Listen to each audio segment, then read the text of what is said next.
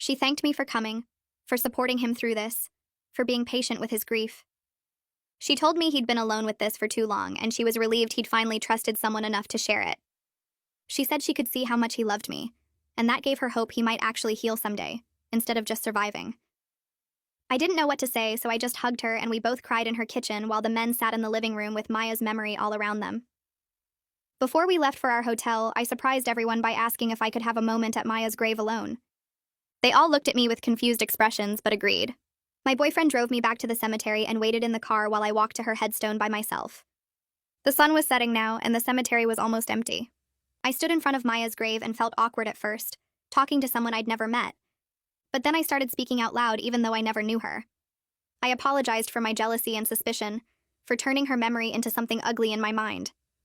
I promised to take care of him, and to never make him feel guilty for grieving her, to understand that loving me doesn't mean forgetting her, or moving on from his pain. I told her headstone that I almost destroyed something good because I couldn't see past my own trauma. I explained that my ex had cheated on me and destroyed my ability to trust anyone, and when I saw her name in that text message, I let all my old wounds take over. I was grateful for the chance to understand the truth instead of losing him over my assumptions. I promised to honor her memory by being worthy of the trust he'd placed in me, by doing my own healing work so my past doesn't poison our future. I stood there for a few more minutes just looking at her name carved in stone, thinking about how she'd never get to fall in love or buy a house or grow old. Then I walked back to the car where my boyfriend was waiting. He drove us back to the hotel in silence, and I watched the California streets pass by outside the window.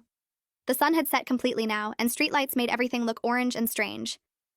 When we got to the parking lot, he turned off the engine but didn't move to get out of the car. He just sat there with his hands still on the steering wheel, staring straight ahead. I waited because I didn't know what to say after everything I'd just witnessed at the cemetery.